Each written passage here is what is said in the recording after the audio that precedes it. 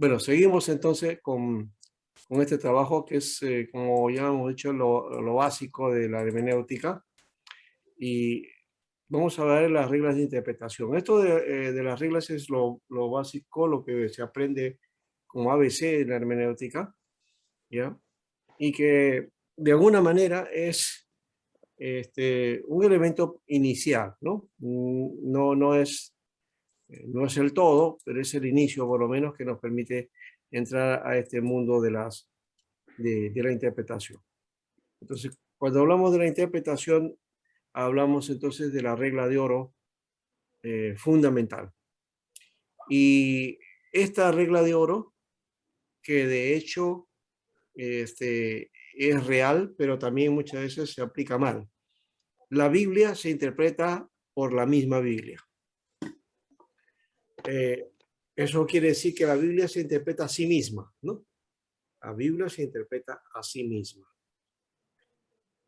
Esto quiere decir que la escritura se explica por la escritura. Y la Biblia es su propio intérprete. Teniendo eso de base, no solo vamos a adquirir el verdadero sentido de las palabras, el texto y los pasajes, sino la certeza de toda la doctrina cristiana en cuanto a la fe y a la moral. De estas reglas se desprenden las demás. Así que hay que tener en cuenta que una doctrina no puede considerarse bíblica antes de resumir y encerrar todo en cuanto a la escritura dice de la misma. Así que veremos ahí algunas, en base a esa regla de oro, ¿no? De la Biblia se interpreta a sí misma. Vamos a mirar entonces las reglas que corresponden a la interpretación base. La primera regla, entonces, es preciso en cuanto sea posible tomar las palabras en su sentido usual y ordinario. ¿Qué queremos decir con esto? Que los escritores de la Biblia escribieron con el propósito de hacerse comprender, por lo que se valieron de palabras conocidas y debieron usarlas en su sentido que tenía en su contexto.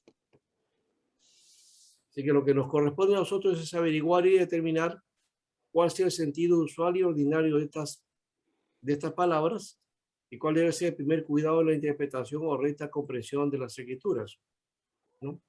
Por ejemplo, en Lucas 14:26 dice, el que no me ama a mí y no aborrece a su padre y madre, no es digno de mí, ¿no?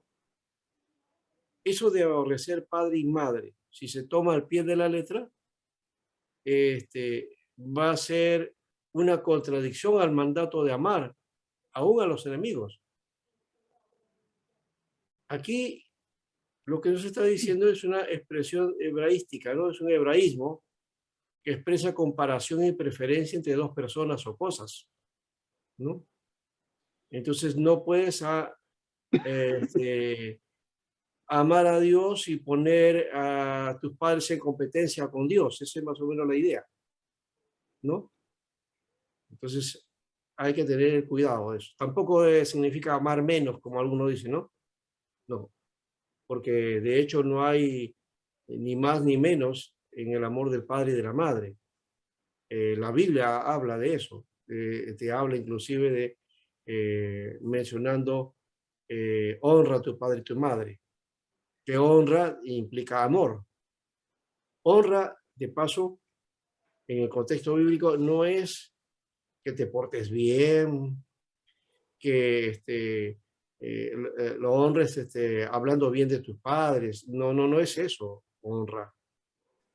Honra en aquel tiempo implicaba mantención, remuneración. O sea, que el que honra a su padre y a su madre implica qué cosa? Que ha de responder o hacerse cargo de su padre y de su madre, ¿no? Eso es lo que significa honrar, ¿no? Y creo que, a ver si no me dan ustedes en la aplicación de paso, busquen esa palabra de la honra al padre en cuanto a la ofrenda, ¿no? El corbán, ¿ya? A ver si alguien me busca ese texto, se los dejo ahí. Mientras voy a ver algo de detalle que me mencionó Leo al final, y he encontrado ya la palabra anticristo. ¿Y cuántas veces aparece en la Biblia? Aparece 4 veces la palabra anticristo en forma literal, y aparece 3 veces en Primera de Juan, y una vez en Segunda de Juan. Después no aparece en toda la Biblia, no aparece en ningún texto bíblico. En Primera de Juan aparece en el capítulo 2, versículo 18. Dice: hijitos, ya es el último tiempo, y según vosotros oísteis que el anticristo viene. Así dice. Y luego dice: así ahora han surgido muchos anticristos. Por esto conocemos que es el último tiempo. ¿Cuándo es el último tiempo? Para Juan, la época de Juan. Juan decía: este es el último tiempo, porque hay muchos anticristos. Y ya viene el anticristo. Entonces de ahí viene esa idea. Ahora sigue Juan en el versículo 22. Y mire a quién le llama anticristo. Dice: ¿quién es el mentiroso? Sino el que niega que Jesús es el Cristo. Este es anticristo, el que niega al Padre y al Hijo. Así que, ¿qué cosa es un anticristo? El que niega al Padre y al Hijo. Nada más que eso, ¿ves? Pastor. Ah. También en Primera de Juan 2:19 también dice, ¿no? Habla del anticristo, dice, pero se refiere también a los que estuvieron con nosotros, pero no eran de nosotros. Sí, O sí, sea, sí. Sí, sí. sí, también se refiere así. O sea, se refiere que en Que realidad se Juan habla perdieron. se refiere que habla de varios, ¿no? Así es. Ahora, 1 de Juan 4:3 dice: y todo espíritu que no confiesa que Jesucristo ha venido en carne no es de Dios, y este es el espíritu del anticristo, el cual vosotros habéis oído que viene y que ahora ya está en el mundo. ¿Qué cosa está en el mundo? Ese espíritu del anticristo, ese carácter anticristiano de negar al Logos, ¿no? A Jesús, ¿no? Venido en carne. Y luego en segunda de Juan, capítulo 1, versículo 7 dice: porque muchos engañadores han salido por el mundo, ¿ya?, que no confiesan que Jesucristo ha venido en carne.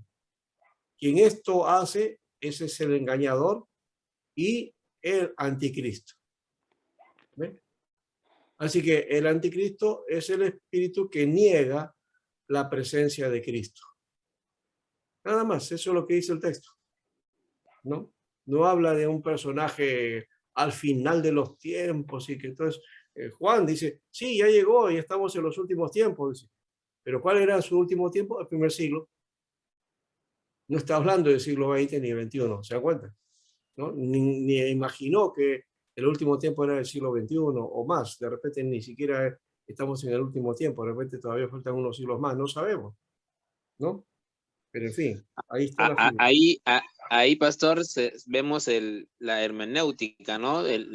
La interpretación de los textos, porque muchas veces comparamos el fin de los ciclos con ahora, con el futuro, pero como usted dice, es en el pasado, en el tiempo de Juan.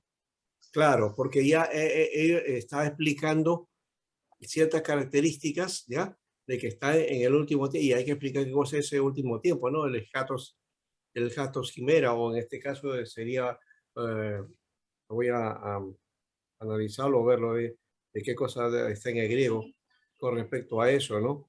Pero dice acá, por eso que conocemos que es el último tiempo. De repente aquí aparece Cronos o algo así, ¿no?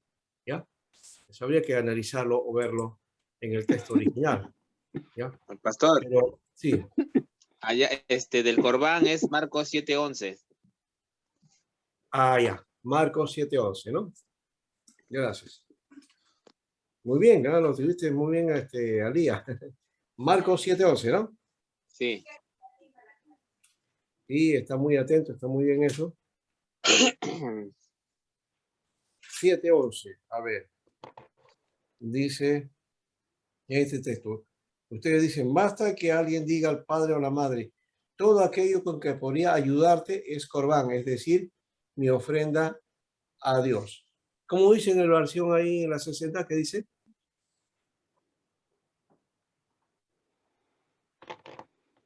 Los fariseos, ¿Dice ayuda o dice honra? A ver. yo también estoy con la versión de usted. Ya. Ya, hay que buscar. Ya tengo entonces acá tengo la 60. Ya.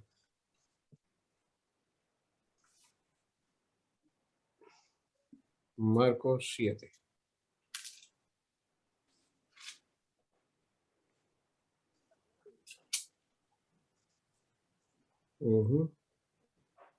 Ya.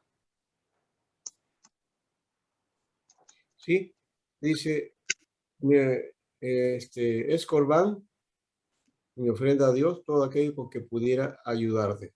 Ya. La ayuda era la honra que se le daba al Padre, ¿no?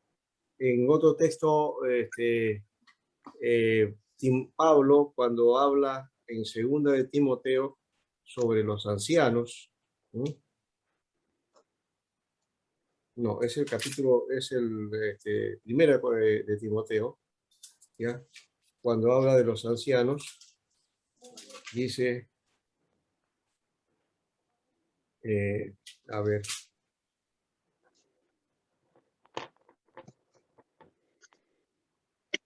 dice en el 5:17, los ancianos que gobiernan bien deben considerarse dignos de doble honor, mayormente los que se dedican a predicar y a enseñar, pues la escritura dice, no pondrás bozal al buey que trilla y digno es el obrero de su salario.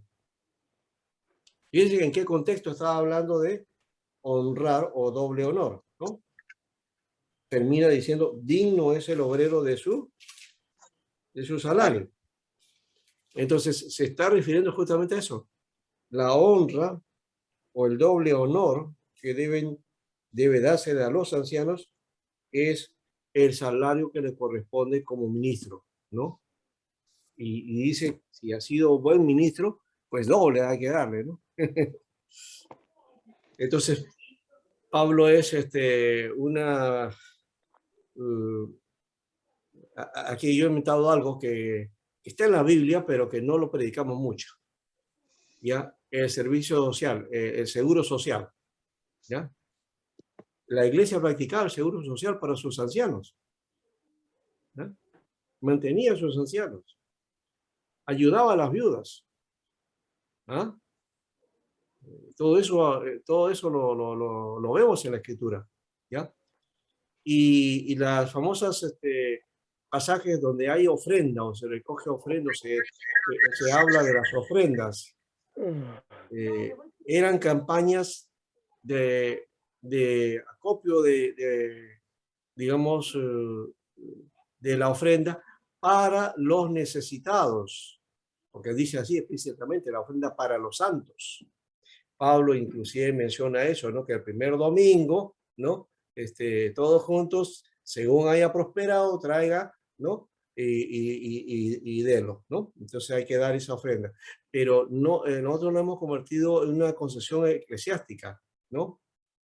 Que es para la iglesia, ¿no? En el contexto de la epístola de Pablo, no es para la iglesia, es para los santos. ¿Qué quiere decir? Para los creyentes y que estaban en necesidad, especialmente en las campañas de recojo de ofrendas para la iglesia de Jerusalén, o cuando hacían lo de Tesalónica, o los de Tesalónica como ayudaron a Pablo también, dándole ofrenda, recogiendo ofrenda y enviándosela a Pablo. Entonces, había esa mutua ayuda y de trabajo para los santos y para los ministros. ¿Te das cuenta? Para ese aspecto era la ofrenda, por lo menos es lo que encontramos ahí en el texto, ¿no? Nosotros lo aplicamos ya eclesialmente, ¿no? Ya le damos otro sentido y es para la ayuda de la iglesia, la administración de ciertas cosas, mantenimiento local y otras cosas, y también para el pago de los obreros también, ¿no? Bueno, entonces ahí tenemos ese elemento. Vamos a, ya hemos trabajado esa parte, vamos a ir a lo que nos corresponde a nosotros con respecto al texto. Estábamos por acá, a ver, aquí está. Pastor, buenas noches, hermanos con todos, buenas noches. Disculpen la tardanza, hermanos. Muy buenas noches. Churín. Estoy de viaje ahorita, hermano. No estoy en Lima. Ya Alex, ya qué bien, ya qué bueno que has ingresado, muy bien. Y aquí Ya. estoy con los hermanos. Bueno, estamos dando ciertas pautas nomás, no es mucho esto, solamente que algunas cosas les puede llamar la atención a ustedes, pero creo que estamos tratando de ayudarnos en este aspecto de cómo entender las escrituras y cuáles son las reglas que tenemos que utilizar para eso, ¿no? Y entonces vamos a tener que hacer uso de las palabras que hay que verlo en el sentido usual y ordinario en el texto, cómo lo utilizaba. Eso que le hemos dicho, ponemos el honor, ese es uno.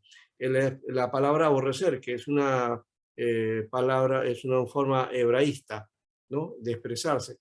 Así como cuando Jesús le dijo a la mujer, o a María, dice, mujer, ¿qué quieres conmigo? ¿Tú qué tienes que ver conmigo? ¿No? ¿No? Algo así. ¿Ya? No está ahí afaltando a María, ¿no? A su madre, ¿no? Sino que era una forma hebraica de referirse a ella. Y así, hay palabras también que de hecho van a tener una repercusión en ese tiempo y que se utilizaban de otro modo, pero que han pasado a tener un carácter diferente. Pablo, por ejemplo, utilizaba muchas palabras del griego común que luego han pasado a ser parte de instrucción o enseñanza bíblica. Por ejemplo, estoy pensando en la palabra apolutrosis o apolitrosis. Ya, apolitrosis viene de la palabra litrón. ¿Y litrón qué cosa era? Era el precio o el valor con que se compraba un esclavo, ¿no? ¿Ya? Cuando tú ibas al mercado de esclavos, así como comprabas pues papa, camote, carne y todo eso, entonces había una sección de esclavos. Y entonces decía, bueno, necesito un esclavo, ¿ya? Y ya sabías que había un precio que pagar, ¿no? Y habían diferentes precios en una u otra manera, ¿ya? Pero había un precio especial que era el litrón o lutrón, ¿ya? Para algunos esclavos, los cuales estaban en oferta, de alguna manera, por decir de oferta, y que era para que la persona que quisiera comprarlo, era para liberarlo, ¿ya? Para que le dé la libertad. Y eso se llama, ese acto de comprar el esclavo del mercado, era el acto de redención, el acto de liberación, comprándolo con un litrón. A eso Pablo le llama redimir. Y la palabra que él inventa es apolutrosis o apolitrosis, ¿ya? Que es la palabra que significa redimir, ¿ya? Muy bien. Esa es una forma. La otra que Pablo utiliza varias palabras, ¿ya? Y que le da un carácter cristiano, ¿no? Otra palabra es bautizo, por ejemplo. La palabra bautizo habla de purificación, ¿no? De limpieza. Se hacía en las prácticas judías eso y pasa como bautizo en la práctica de Juan el Bautista, ¿no? Que va a ser la práctica cristiana después. Otra palabra es la palabra pecado, que en la Biblia, en el griego hay cuatro palabras para pecado. No hay una, hay cuatro. Pero la más conocida es hamartía. De ahí vienen algunos que enseñan en algunas iglesias diciendo que hamartía significa errar el blanco, ¿no? Sí, eso es lo que significa hamartía, que era un concepto dentro del deporte que era el bull, ¿no? ¿no? Los arqueros. Entonces iban al bull y cuando no daban en el punto central, entonces, o daban al costado, eso era errar el blanco y eso era jamartía, ¿ya? Pero el pecado no solamente es errar en el blanco, ¿no? Hay otras puntos, otros conceptos que aparecen en la Biblia. Adiquía es una, ¿no? La otra es la que se traduce como la palabra que tiene que ver con malos deseos, ¿no? ¿Ya? Y así. Entonces, en el texto bíblico aparecen otras palabras que al no tener el momento se van identificando y van a darnos el carácter de lo que se quiere decir, ¿ya? Igual que la palabra carne. Cuando la palabra carne se utiliza como carne, como la naturaleza de pecado. Pero también la Biblia aparece la palabra carne como la parte humana, ¿no? La naturaleza humana, ¿ya? Entonces, ¿cuándo se utiliza la Biblia para hablar de carne, pecado? ¿Y cuándo habla la Biblia de hablar de carne en la naturaleza humana, ¿no? O también, por ejemplo, hay otra palabra, mundo. Mundo es el mundo, son los hombres, los seres humanos, la población, la humanidad. Pero también la Biblia habla de mundo, de sistema de pecado. Por eso dice, no améis al mundo ni las cosas que están en el mundo, ¿no? Pero por otro lado dice, de tal manera amó Dios al mundo. Entonces, ¿qué es lo que ama Dios? ¿El sistema de pecado o la humanidad? Entonces, ¿y qué no debemos amar? Al mundo. ¿Qué es lo que no debemos amar? ¿A los seres humanos? Al pecado. Al pecado, al sistema de pecado. ¿Se dan cuenta? Pero algunos nos confundimos, ¿no? Y algunos entonces no quieren amar al prójimo. No, porque ese es mundano, dice. Y la Biblia nos manda a amar a todos, ¿no? Sin excepción. En fin, esa es la primera regla. Bueno, no, sí, vamos a tratar de seguir porque si no, no terminamos. Segunda regla. La segunda regla es del todo preciso tomar las palabras en el sentido que indica el conjunto de la frase, ¿ya? En el lenguaje bíblico existen palabras cuyo significado varía mucho según el sentido de la frase o argumento en que ocurre. O sea, también hay que ver de qué manera aparece una palabra en su contexto, ¿no? En la frase que está. Por ejemplo, la palabra fe ordinariamente significa confianza, ¿no? Pero tiene otras significaciones. No han escuchado ustedes, sí, yo sí tengo fe que voy a encontrar trabajo, ¿no?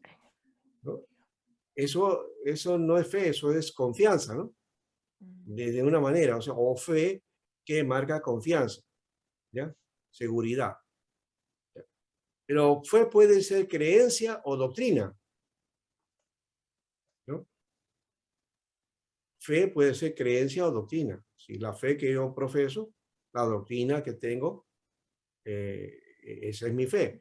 En otra puede ser prueba o demostración o convicción. Por ejemplo, que dice que algo está ocurriendo, una enfermedad, y dice, yo sé que yo tengo fe que Dios me va a sanar. ¿Ya? Ese tipo de fe que tiene que ver con prueba, demostración, ¿no? ¿No? ¿Ya?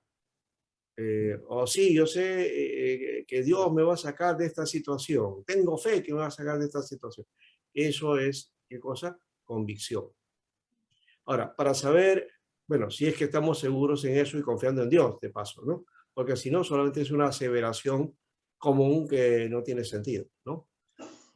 Ahora, para saber a qué se refiere, debe tomarse en cuenta el conjunto de palabras en que aparece, ¿ya? Entonces, no solamente es fe, la palabra en sí mismo, sino qué es lo que tiene que ver con eso, ¿no? Jesús, por ejemplo, descubrió que tenían fe estas mujeres la mujer que vino a ser sanada, ¿no? ¿No? y la sirofenicia, ¿no? Que le dijo, Señor, aún los perrillos comen de lo que cae de la mesa de sus amos, ¿no? Y entonces el Señor dijo, oh, no he visto esa fe ni siquiera en Israel, dice, ¿no? O sea, afirmando que esta mujer tenía una convicción, una seguridad del obrar de Dios que no había visto en el pueblo de Dios, ¿no? Siendo ella extranjera. Bueno, regla tercera. Es necesario tomar las palabras en el sentido que indica el contexto, según los versículos que preceden y según el texto que se estudia. A veces basta el conjunto de una frase para determinar cuál es el verdadero significado de ciertas palabras, por lo que la lectura debe empezarse más arriba del texto señalado y terminar más abajo. Es decir, lo que está queriendo decir este aspecto es tomar en cuenta el contexto. Tomar en cuenta el contexto en que aparecen las palabras. Tomar en cuenta el contexto en que aparecen las palabras, ¿no? Ya.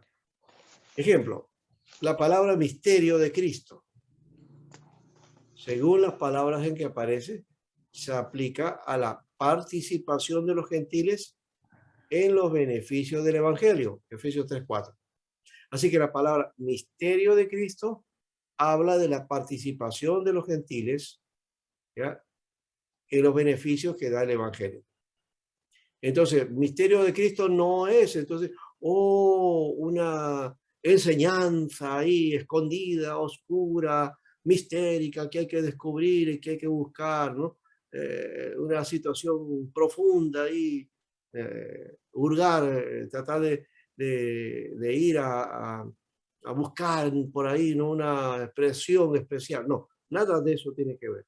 Misterio de Cristo está hablando de la participación de los gentiles en los beneficios del Evangelio.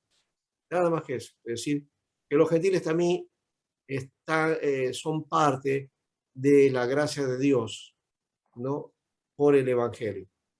Así que el misterio de Cristo es el Evangelio, que es para todos, finalmente, no es para judíos solamente. Ese era el misterio de Cristo, ¿ya?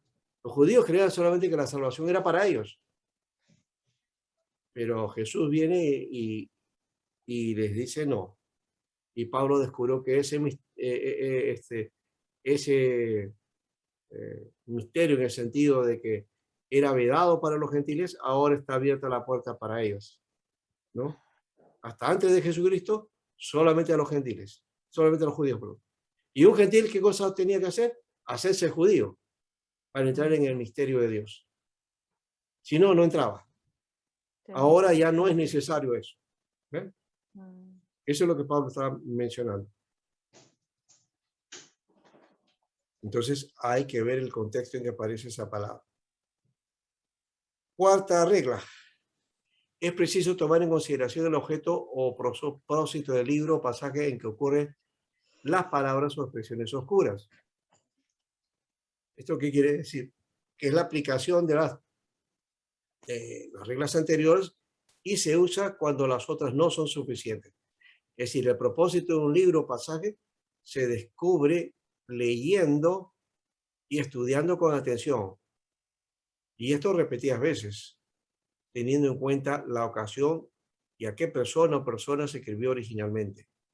Por ejemplo, la carta a los Gálatas, ¿no? La carta a los Gálatas, no es de, sino a los Gálatas, ¿no? La carta a los Gálatas. Bien. Y la carta a los Colosenses. Se escribieron con ocasión de los errores de los judaizantes que querían implantar en las iglesias una enseñanza que no era correspondiente, no era lo que Pablo enseñaba, ¿no? Entonces los errores de los judaizantes que querían implantar en las iglesias, ¿no? Entonces una enseñanza que no correspondía. Esa misma enseñanza también se ve en Corintios. Los maestros, los judaizantes y los que infiltraron a la iglesia de Corintios, enseñando otras doctrinas, ¿no? Pablo se encuentra con ese problema también en Corintios, ¿no? Y hay que corregir esos aspectos. Muy bien, entonces, este fue el sentido, por lo menos en Gálatas y Colosenses, con respecto a los errores de los judaizantes. ¿Ya? En Corintios, aunque eran estos falsos maestros, la cuestión era de las doctrinas erráticas o las prácticas doctrinales que no eran correctas, ¿no?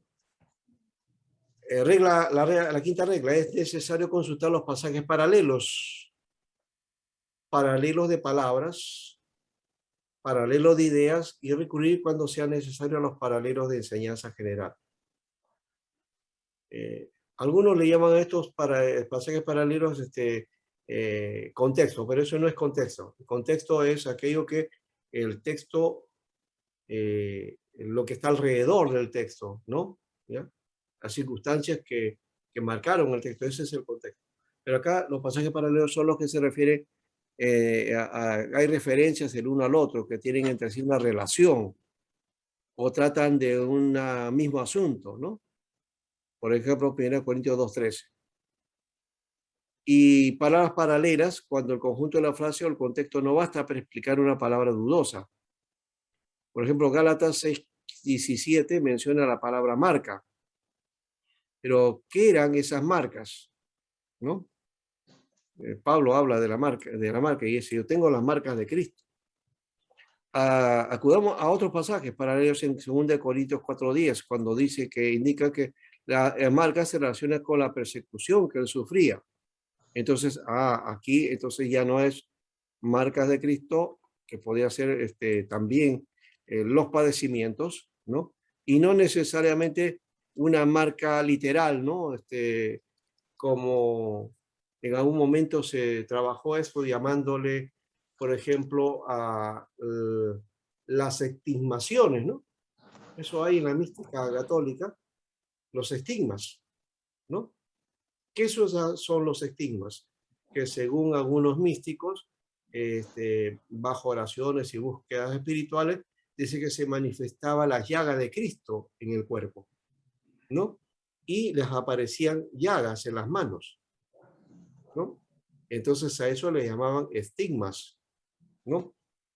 Y que son las marcas de Cristo, según uno. Pero eso no es una interpretación adecuada ni correcta de eso que la palabra nos dice o que nos trata de mencionar. Así que vamos a ver. Dice acá Gálatas 5:17, dice: de aquí en adelante nadie me cause molestia, porque yo traigo en mi cuerpo las marcas del Señor Jesús, o las marcas de Cristo. ¿Ven? Cuando se lee esto, entonces ahí en las prácticas místicas dice: la marca de Cristo. Entonces esos son los que aparece. Pablo tenía las llagas de Cristo, ¿no? O sea, los estigmas. Eso es la interpretación religiosa, ¿no? Felizmente en el mundo evangélico no hay nadie que reclame que tiene los estigmas de Cristo, ¿no? No existe eso, pero no sé cómo es que, si se inventan o no, pero algunos santos, entre comillas, aparecen con esas manifestaciones bastante extrañas.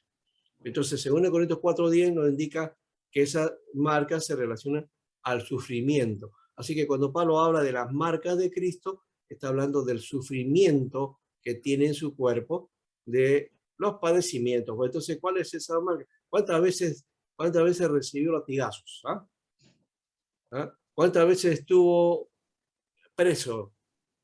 Estuvo preso y estuvo encarcelado. Y de hecho, con argollas ahí, ¿no? ¿Ya? Encadenado. Eso puede haber causado llagas, ¿no es cierto? Bien.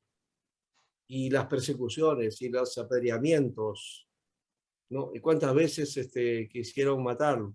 Entonces, literalmente le estaba hablando de las marcas de Cristo, de aquellas heridas que él tenía en el cuerpo, ¿no? Y que había sufrido por medio de la persecución, ¿no? Muy bien. Otro paralelo de ideas aquí. Por ejemplo, en la cena, Jesús dijo: bebed de él todos. Se refiere a que todos sin excepción participen del acto, ¿no? del acto de la cena, ¿no? En 1 Corintios 11, 22 al 29 dice, no hay diferencia entre ministros y congregación, ¿no? Todos debemos beber. A mí me llama la atención la práctica de la Eucaristía, la cena en la Iglesia Católica, aunque son bien sacramentalistas, pero es el sacerdote el único que toma la copa. El único, no comparte la copa, ¿no?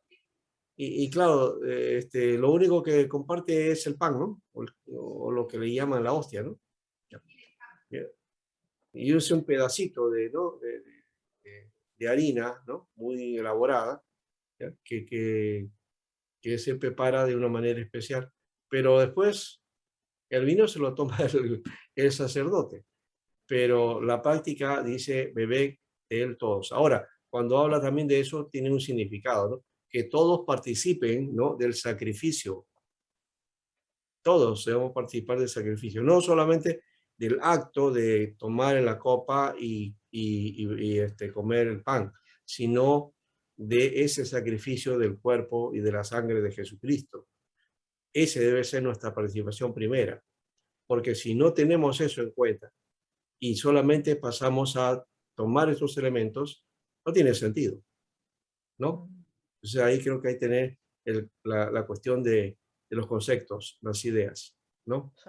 Paralelo a enseñanzas generales conforme a las escrituras también. Cuando habla de la medida de fe, ¿habrá una medida de fe? ¿Habrá una medida de fe? En realidad, literalmente no existe una medida de fe. No podemos nosotros decir, bueno, mira, o sea que yo tengo esta cantidad de fe. O tú tienes, oye, tú tienes esta, uy, qué grande es tu fe, ¿no? Tangiblemente nadie puede expresar eso con la medida de la fe, ¿no? Pero cuando habla Pablo de la medida de la fe, es la capacidad de aquel que tiene la confianza en Dios, ¿no? De cuánto ha desarrollado en la fe. De eso está diciendo, de eso está hablando. Ahí tiene ya otra concepción, ¿no? Bien, vamos entonces a mirar un poco el contexto. ¿Hasta ahí está bien? ¿Han entendido estos 5 reglas? Lo que estoy tratando de compartir es la esencia base de lo que es interpretar, ¿no? Eso inclusive sirve para la iglesia, ¿no? Es para la iglesia en realidad, porque este es un enseñanza de ese tipo, ¿ya? Pero que debemos tener como base. Ahora, ya si queremos desarrollar, hemos dicho en hermenéutica, en el curso de hermenéutica que ustedes van a tener, ahí ya se va a trabajar más a profundidad el asunto de cómo es el desarrollo de la hermenéutica. Y ahí tienen el libro de Wycliffe, que es uno de los que posiblemente haya de utilizar. También a José Martínez, que es otro que también trabaja todo lo que es la hermenéutica. El contexto ahora. Para interpretar el contexto es importante y de hecho que nos produce y cometemos errores al no tomar en cuenta la conexión o enlace de las palabras que preceden, anteceden o continúan al texto, ¿ya? Para la interpretación. Por esto, para tener una buena interpretación se debe tomar en cuenta el contexto que rodea el pasaje, texto o versículo. Estamos hablando del contexto. El contexto es entonces el desarrollo. Tenemos texto y contexto. Texto y contexto, ¿no? A modo de decir que contexto es aquello que está en relación inmediata y afecta su significado.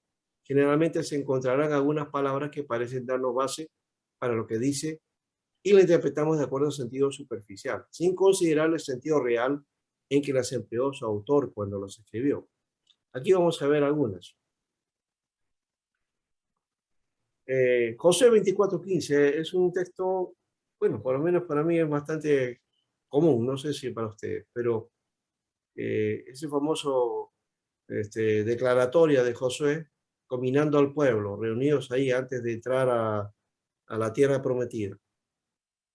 Escogeos a quién sirváis. Esta palabra se tomaba para referirse a los creyentes a escoger a Dios y no al mundo y a la perdición. Y realmente no tiene nada que ver con eso. Pero el que lee entonces el versículo completo y lo hace atentamente notará que José no presentaba esa alternativa ante el pueblo con esas palabras. Decía más bien que si no querían servir a Dios, entonces no importaba a qué otros dioses escogieran, ya que todos eran igualmente inútiles. El versículo 14 habla del llamamiento a servir al Dios verdadero, que se reafirma en el versículo 15 cuando Josué usa la expresión: yo y mi casa serviremos a Jehová. Así que este ejemplo indica con claridad la forma en que se debe aplicar la regla sobre el contexto para interpretar adecuadamente las palabras en estudio. ¿Correcto? Entonces, no está hablando de servir al mundo. No está hablando de eso. ¿No? Ni darle la alternativa de escoger sí o no. Él dice, yo en mi casa serviremos al Señor. Está poniéndose como modelo. ¿Ya? Y el llamamiento es a servir al Señor. No a, pues si quiere, váyase pues con los dioses, ¿no? ¿No? Sirvan a otros dioses si quieren. Escojan ahí si quieren. Escojan, acá está esos dioses o acá, ¿no? Si lo dice de alguna manera, la idea es, yo en mi casa serviremos al Señor. Muy bien, entonces, aquí tiene que ver no con servir a los dioses, sino era más bien que si no querían servir a Dios, si no querían servir a Dios, bueno, no importa, entonces váyanse con otros dioses, pero yo en mi casa serviremos al Señor. Ese es el sentido, ¿ya? Muy bien. Otro, Hebreos 7:12. Porque cambiado el sacerdocio, necesario es que haya también cambio de la ley. Aquí los teólogos católicos usan este versículo para demostrar que ha habido un cambio y que otros no judíos ahora pueden servir como sacerdotes, ¿no? Esa es la aplicación que hace, ¿no? Ya, entonces ahora el sacerdocio ha pasado a los gentiles, ¿no? Sin embargo, el propósito del autor en esta parte fue demostrar el sacerdocio judío que fue sustituido por Cristo, el sumo sacerdote eterno, según el orden de Melquisedec. ¿Ya? Así que la interpretación romanista, con el fin de apoyar la doctrina del sacerdocio romano, no está de acuerdo con el contexto general ni con el propósito del escritor. Este es el otro aspecto del contexto que se debe tomar en cuenta, el propósito del escritor. Si no se toma en cuenta, será fácil interpretar erróneamente y en sentido extraño a la intención del autor, ¿no? También diría que, por otro lado, cuando habla de que cambio de la ley, en realidad dice, porque cambiar el sacerdocio necesario es que haya también cambio de la ley. No es que ha habido un cambio de la ley, sino una cambio en cuanto al énfasis que aplicaba la ley, ¿no? Que estaba específicamente basado en el sacerdocio y el sacrificio. Ahora, con el sacrificio de Jesús, ya no necesita de eso. Dejó de ser el ministerio del sacerdote, ¿verdad? Entonces, no significa que la ley haya cambiado, sino que la ley se afirma ahora en el sacrificio de Jesús. Bien. Ahora, por otra parte, los libros de la Biblia son tratados o discursos o cartas cuyos argumentos se desarrollan en forma general. Y por eso es evidente que no es lícito extraer ninguna frase o oración para representar alguna verdad como afirmada por el autor, sin tomar en consideración el contexto original. Por ejemplo, sería absurdo afirmar que la Biblia enseña que no hay Dios porque estas palabras están en los Salmos 14:1 y el Salmo 53:1, ¿no? Así dice en la Biblia, ¿no? Vamos a ver, ¿ya? Salmos 14:1, ¿ya? Y voy a ir a la Reina Valera 60, Salmo 14.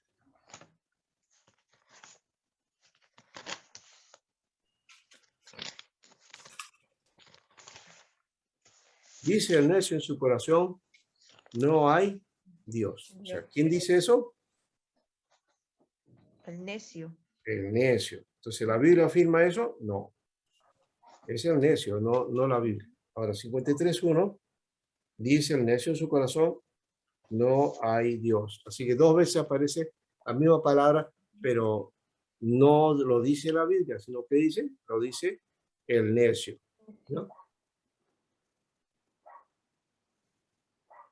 Debemos entonces de notar que hay algunas porciones del texto bíblico donde no existe ningún contexto propiamente también. Ese es el otro lado, o sea, cómo poder trabajar ese aspecto, aunque, claro, si hablo de contexto, no solamente el contexto en cuanto a palabras, ¿ya? También está el contexto general de la Biblia, pero también contexto es aquello que tiene que ver con la situación del pasaje. Así que contexto no solamente es las palabras que están cercanas y cuáles son las frases o las ideas que van desarrollando, sino también contexto implica aquello que está alrededor del pasaje, la forma de pensar, la forma de, digamos, de expresarse, algunas costumbres, algunos hábitos, en fin, ¿no? Algunas ideas que eran practicadas en ese tiempo, que el pasaje nos pueda, o que estén contenidos en el pasaje, ¿no? Eso también es parte del contexto, ¿no?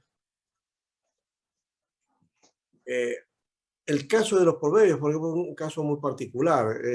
Son refranes en realidad, ¿no? Y son refranes aislados, ¿no?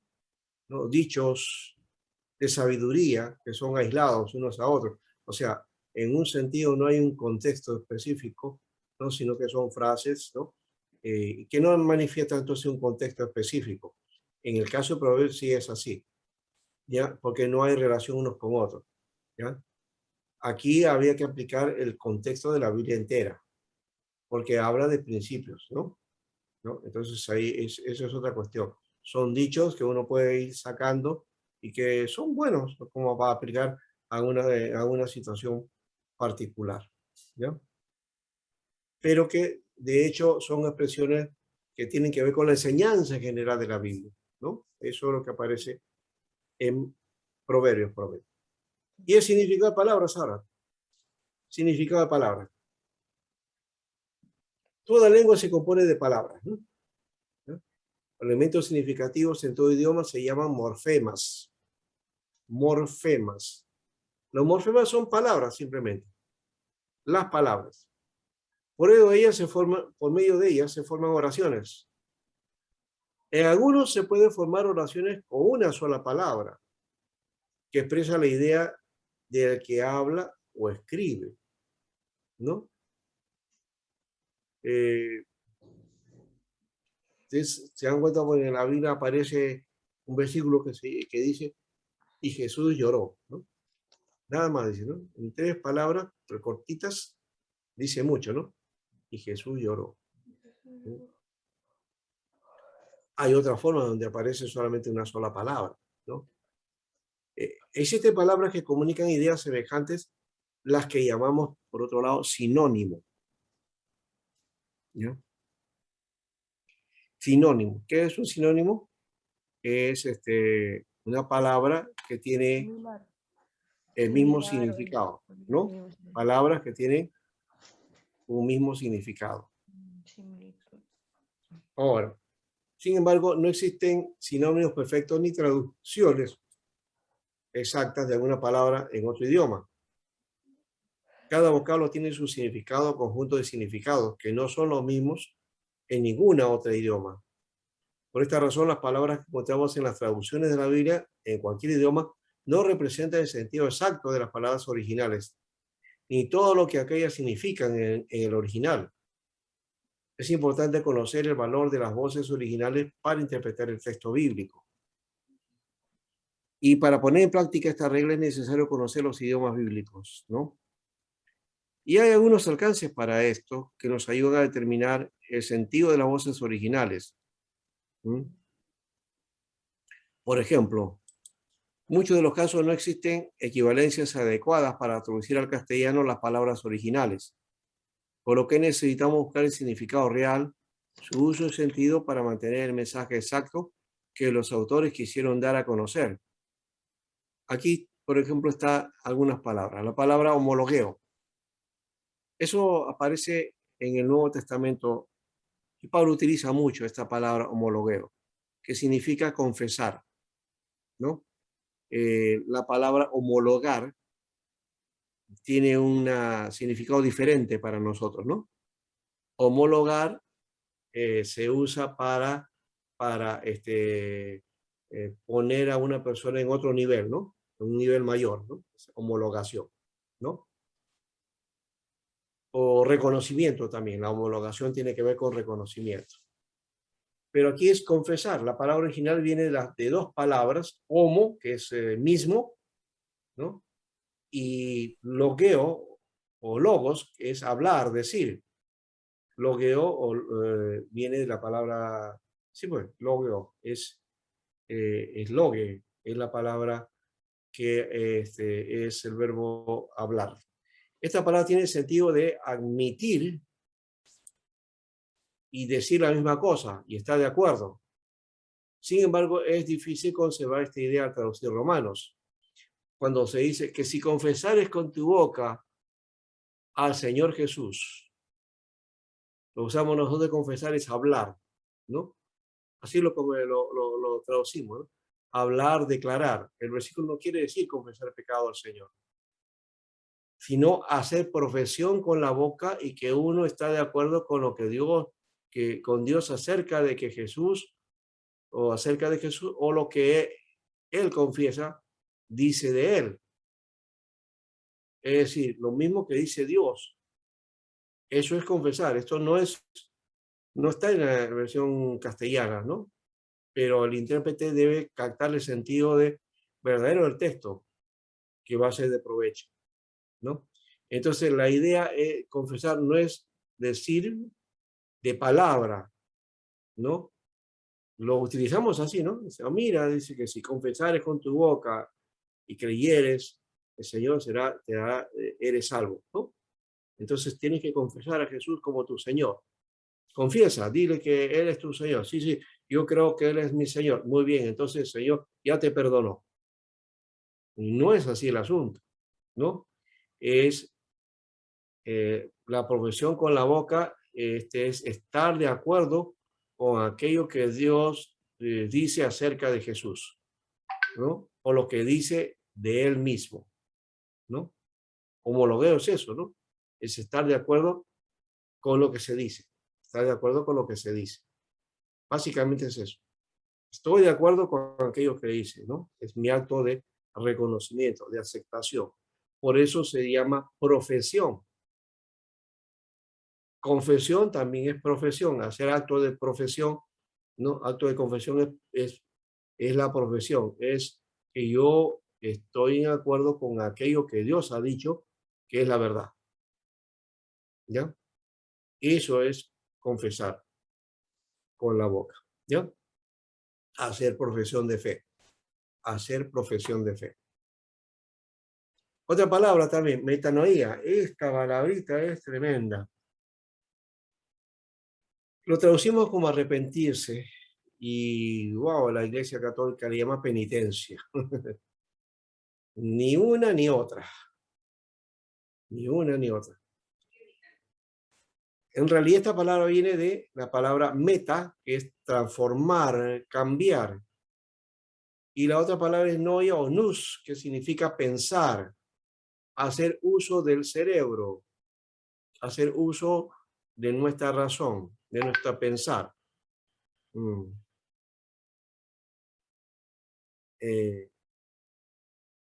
Eso vamos a verlo entonces, que metanoía es entonces cambio de manera de pensar. ¿Ya? Cambio de manera de pensar. Cambio de manera de pensar. O también cambio de mentalidad, porque habla de mente, ¿no? Cambio de opinión o de pensamiento, ¿no? Esto está asociado a la idea de tristeza, estas palabras, o sea, arrepentimiento pues, es asociado a la idea de tristeza o remordimiento, pero la esencia del arrepentimiento no está en el terreno de las emociones, sino en el cambio de actitud. ¿Ya? Por eso digo cambio de mente, es cambio de mentalidad, es nueva mentalidad, ¿no? Nueva mentalidad, ¿no? Nueva actitud. Eso sería la palabra metanoia, ¿no? Entonces, es hacer uso de nuestra mente, ¿ya? Dejar que cambie, que sea transformada, que mire desde otra visión para cambiar entonces luego de actitud, ¿no? Cambio de manera de pensar para cambiar de manera o para tener un cambio de actitud. ¿Ya? Eso sería entonces arrepentimiento o metanoía, básicamente, ¿no? Metanoía. Y eso está explicadito, ¿no? Ojo, está bien explicado en el texto de Pablo en Romanos, el capítulo 12, a partir del versículo 2. Y dice él, ¿qué cosa? Ahí dice, no os conforméis a este siglo, sino transformados por medio de la renovación de vuestro entendimiento. Ahí utiliza la palabra transformación, que transformación de nuestra mente, dice, ¿no? O sea, transformados por medio de la renovación de vuestro entendimiento, así aparece, entendimiento o pensamiento o mente, ¿no? Nous, aparece ahí la palabra nous. ¿Ya? Y la transformación ahí es la palabra metamorfe, metamorfe, ¿ya? Es la misma palabra que se utiliza para el cambio de el gusano de seda, que luego se transforma en un proceso, ¿no? En una mariposa, ¿no? Ese proceso se llama metamorfosis. Y la Biblia habla de la metamorfe, transformación, cambio, ¿no? Por medio de la renovación de vuestro entendimiento. ¿Cómo podemos cambiar nuestro entendimiento? Cuando cambia nuestra mente. Cambio de mentalidad que va a producir cambio de actitud, cambio de manera de pensar, cambio de entendimiento, ¿no? Transformación del entendimiento. Ahí está el acto de la metanoía, del cambio, de lo que llamamos conversión, ¿no? Entonces no es el asunto solamente del reconocimiento del pecado, ese es el elemento que le hemos dado, pero no, va más allá de eso todavía. 3. Hay palabras bien traducidas, pero carecen de la fuerza que tienen los originales. Y aquí encontramos algo, ¿no? Romanos 6:23 dice que la paga del pecado es muerte. La palabra traducida paga, oxonía, se usaba para el salario de los soldados o las raciones que les daban en lugar de dinero. También está el salarium, ¿no? Que era digamos, ¿cómo llamaríamos? Una cantidad de sal que le daban, ¿no? ¿Ya? Y que la sal en su tiempo, en un tiempo antiguo, ¿no? Era mejor que el oro. Tener sal era tener dinero, ¿ya? Y costaba más que el oro, ¿ya? De ahí viene la palabra salario, ¿no? Salario. Ahora, oxonía era otra forma de salario a los soldados o de pago a los soldados o las raciones que se le daba en dinero, ¿no? Que era cantidad que era de cantidad o calidad miserable, ¿no? Esta es la idea que va incluida como parte del significado, ¿ya? La paga del pecado es muerte, o sea, esa miserable cantidad ¿no? Que da el pecado es muerte, ¿no? Eso es lo que significaba, ¿ya? Claro, para nosotros paga tiene otras connotaciones, ¿no? Tiene una connotación comercial, ¿no? De negociación o de toma y daca, ¿no? Yo te doy esto y tú me das tal cosa. Ese es cuando uno transa un comercio. Recuerden, en la época de Pablo ya había la transacción, ya existía eso, pero también existía el trueque, ¿no? ¿Ya? Pero no estaba tan afirmado ese aspecto que en nuestra sociedad sí es fuerte, ¿ya? Que es eso de llevo un dinero y entonces pago esto y me dan el producto, ¿no? Eso es común en nuestra sociedad. En esa sociedad no era así, ¿no? Así que esa paga era la cantidad miserable que se daba por algo, ¿no? ¿Ya? Auxonía. Muchas de las palabras se usaban también en un sentido limitado o especial, conforme al lugar o tiempo. Este es el uso local. Es preciso estudiar cómo afectan las palabras griegas como castellanas. Por ejemplo, la palabra bautizo, que ya le mencioné, bautizo, bautizar, significa sumergir, zambullir.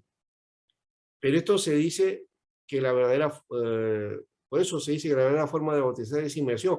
Pero esta palabra también se usaba para describir el acto de teñir la tela, dar un nuevo color, y en otros casos el sentido es de rociar, como en Romanos 7:4, ¿no? Entonces tenía varios significados.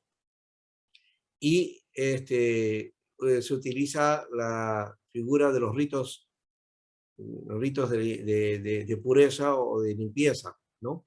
De purificación.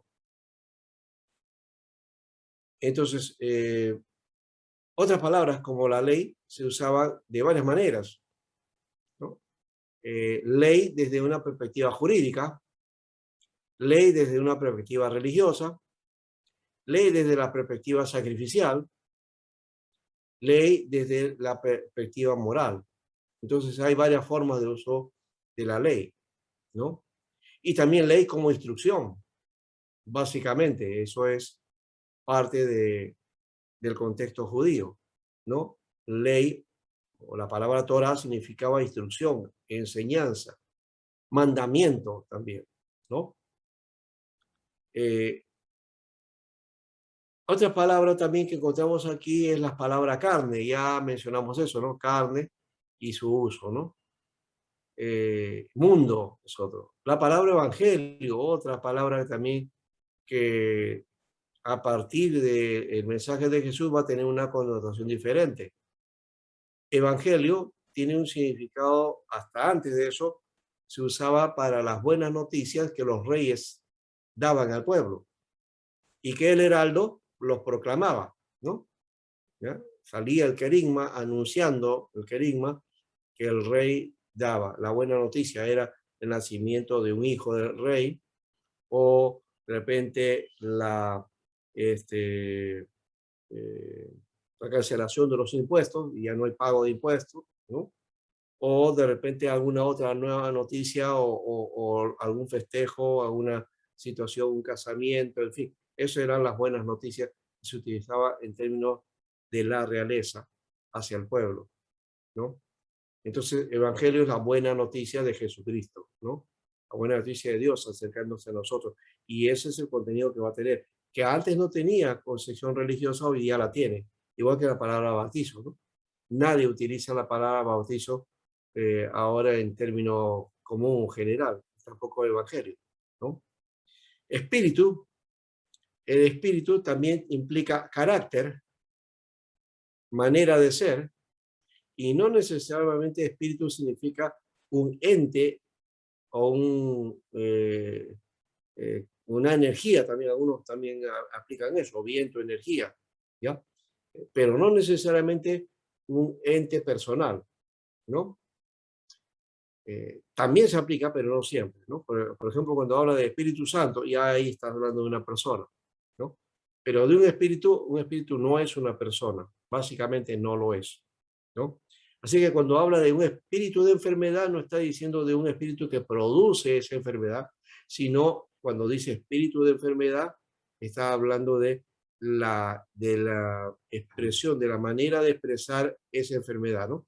¿No? Las características que tiene esa enfermedad, los síntomas que tiene esa enfermedad, ¿no? Muerte, muerte, la palabra tánatos, ¿no? Y ese tánatos, que es la muerte física, pero que también muerte puede implicar otros elementos, no, no necesariamente la muerte física, ¿no? Justicia también. La justicia que tiene que ver con el derecho, ¿no?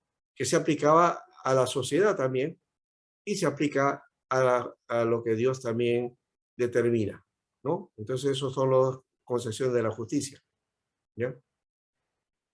El estudiante debe tomar en cuenta el uso de las palabras de su época y qué significado tenía y no cometer el error de darle significado de nuestro tiempo, pues el sentido varía. Además, la traducción no siempre nos da el sentido original, por lo que el intérprete bíblico debe acostumbrarse a investigar el sentido de las palabras de los textos que han de ser interpretados, ¿no?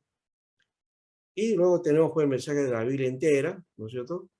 Vamos a encontrar ahí analogías, vamos a encontrar ahí diversas formas y de paso la parte doctrinal, no hay, la doctrina no está sistematizada en la Biblia, no hay una sistematización doctrinal, eso se ha hecho posteriormente a la luz ya de la interpretación, ¿no? Eh, lo doctrinal está alrededor de todas las escrituras, ¿no? Aparece en varios momentos diversas situaciones que luego lo aplicamos nosotros y lo sistematizamos, ¿no? Por ejemplo, un caso de estos, podemos hablar del Salmo 51:5, cuando dice, en pecado me concibió mi madre, superficialmente leído, eh, algunos pueden decir qué cosa que David está enseñando de que él recibió el pecado de sus padres, ¿no? Es decir, que fue concebido al contacto sexual y que había habido pecado en sus padres cuando lo procrearon, ¿no? Yo me acuerdo de un psicólogo que comenzó a interpretar de esa manera, decía que eso era lo que decía David, es decir, que habían tenido fornicación, ¿no? Pero eso no es lo que dice la Biblia, ¿ya? Y por otro lado, de esto se deriva que toda relación es pecaminosa. Sin embargo, tal actitud no está de acuerdo con la enseñanza de la Biblia. Es decir, que el contacto sexual es el pecado. Esa es la otra enseñanza que algunos pretenden hacer y promover, ¿no? Cuando David dice que en pecado me concibió mi madre, quiere decir que la relación sexual es pecado. Y de ahí tratan de poner entonces que toda relación de una pareja, casado o no casado, es pecado. De esto se deriva que toda relación es pecaminosa, sin embargo, tal actitud no está de acuerdo con la enseñanza.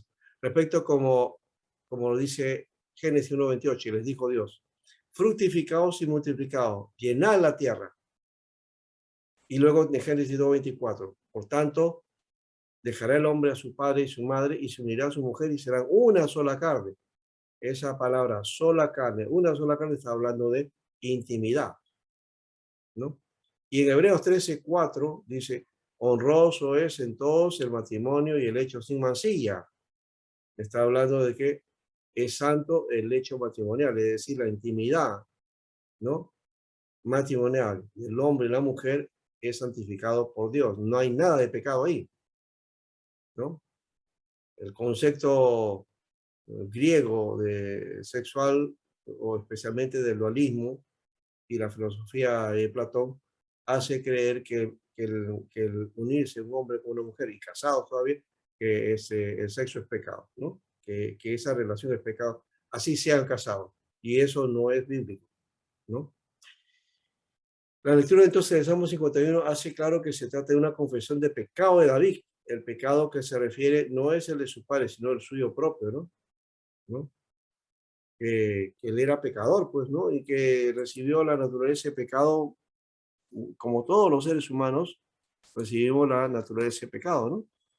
Así, todos somos pecadores, ¿no? Bien. Otros que ven doctrinas contradictorias, por ejemplo, de Santiago y Pablo, cuando dicen esta pugna entre la obras y fe, ¿no? Romanos 1:17 y Santiago 2:24. Algunos dicen que Santiago enseñaba que la justificación del pecado depende de las obras, ¿ya? Y así como también de la fe, pero también de las obras. Mientras que Pablo insiste en que la fe es la única base para la justificación. Pero la verdad es que no hay ninguna contradicción real en estas afirmaciones. Más bien son complementarias. Porque cuando Santiago habla de las obras, ¿ya?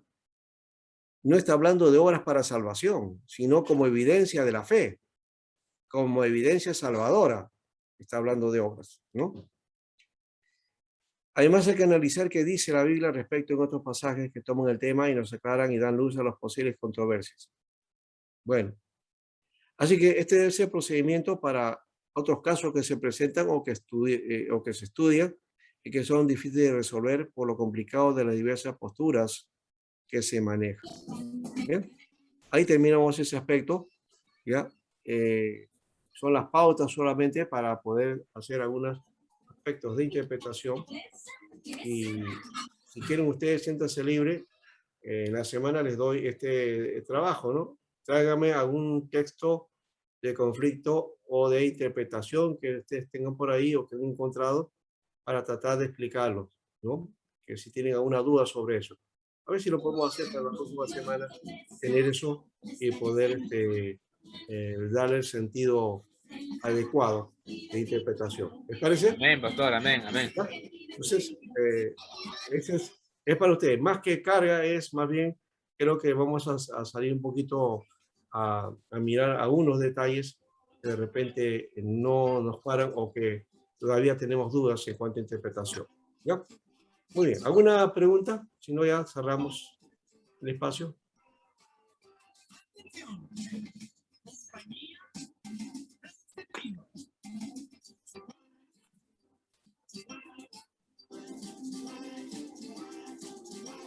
Más bien este tema ha disipado las dudas, pastores, con respecto, por decir, a la forma de la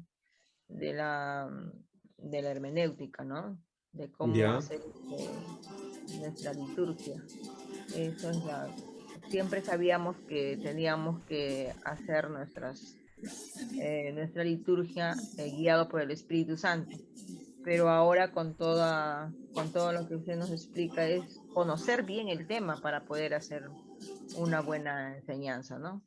Así es. Buena Sí. liturgia. Sobre todo una aplicación para nosotros y también para los demás, ¿no? Que para eso es la interpretación, no es personal, es para comunicarla y darla a conocer, ¿no?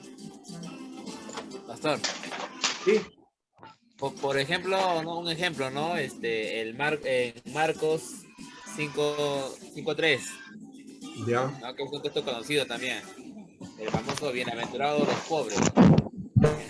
ya, claro, No, ese texto también es bien controversial. Y más que nada que la Iglesia Católica lo usa para que los pobres, ¿no? ya, Que claro. pobres que sigan siendo pobres, ¿no? Claro, la bienaventuranza no es loar la pobreza, ¿no? O el estado de pobreza, no es eso, ¿ya? Considera más bien otros elementos ahí. Uno es la pobreza espiritual, porque así aparece Mateo, pero también en Lucas que aparece como pobreza en sí mismo.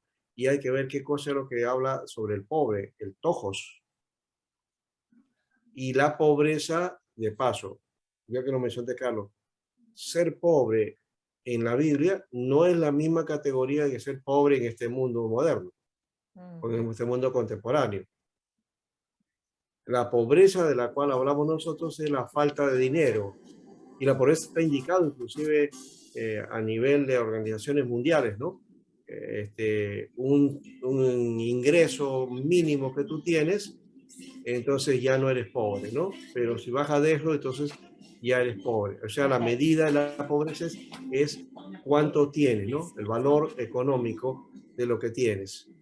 Pero en la Biblia no está la pobreza en esa dimensión. La pobreza está en dimensión de la exclusión.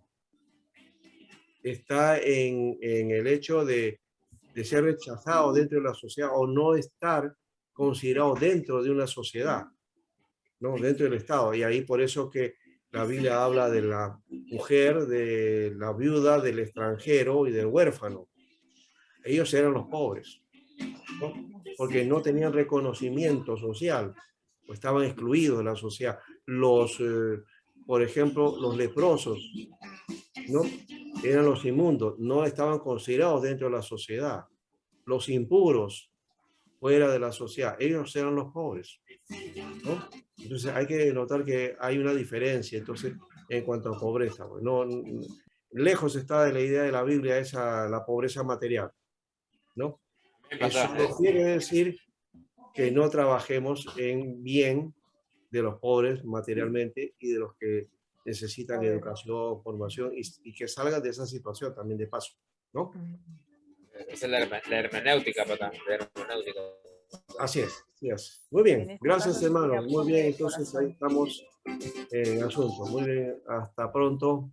Y la próxima semana, no se olviden, traigan sus textos bíblicos o algunos conflictos de interpretación que tengan, a ver si podemos ayudar en esa parte. ¿Ya? Y como vamos a hacer homilética también, entonces podemos jugar entre uno y otra cosa también. Hasta la próxima semana. Gracias.